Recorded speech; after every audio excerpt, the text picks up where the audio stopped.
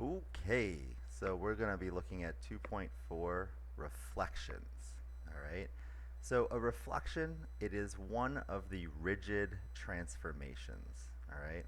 So you can sort of see, remember, a rigid transformation creates a congruent shape that has just been moved somewhere in the coordinate plane according to whatever transformation you're using, a translation, a rotation, a reflection, and we're going to be looking at rotations and reflections going forward. We just finished looking at translations, and if we remember, a translation is just a sliding of the object, sort of like if you were to push something across a table, say flick a penny, you're translating it across the plane here being our table.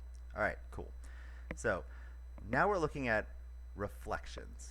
All right, and so if you look at this particular graphic right here, you can see how the reflection is happening across line L. So triangle DEF is reflecting across line L to create D prime, E prime, F prime.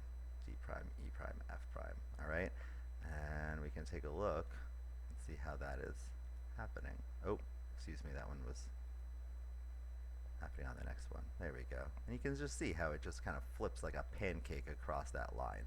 All right.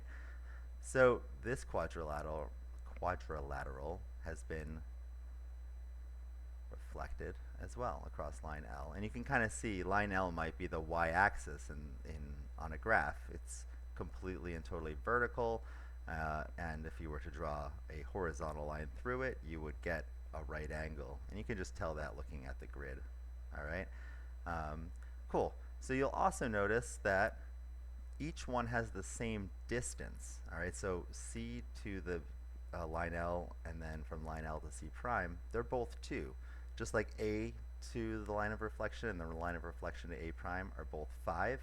Every single one of these points, I can't hold that on there, right? Each one of these points here is the same distance from each other. All right.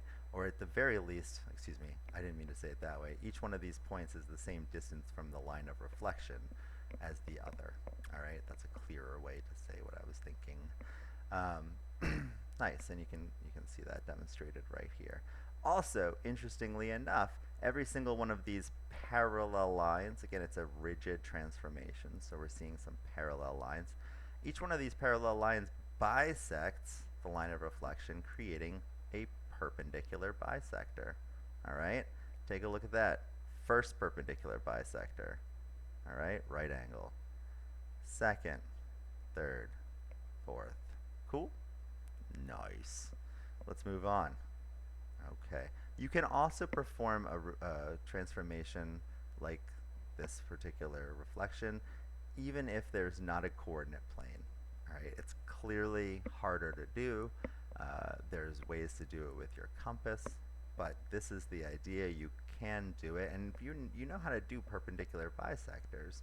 So if you have that original shape, the pre-image over here, all right, you could theoretically use your compass and figure out how to do that. It would be quite a challenge, but you could. All right, one other thing. This is a pretty cool, awesome little interactive piece. You'll find that this is like blue right now, and if you click on it, it becomes orange, and it highlights each one of these points that you can drag. Watch how as I drag this point, it changes the image. So as I change the pre-image here, all right, the reflection obviously changes as well.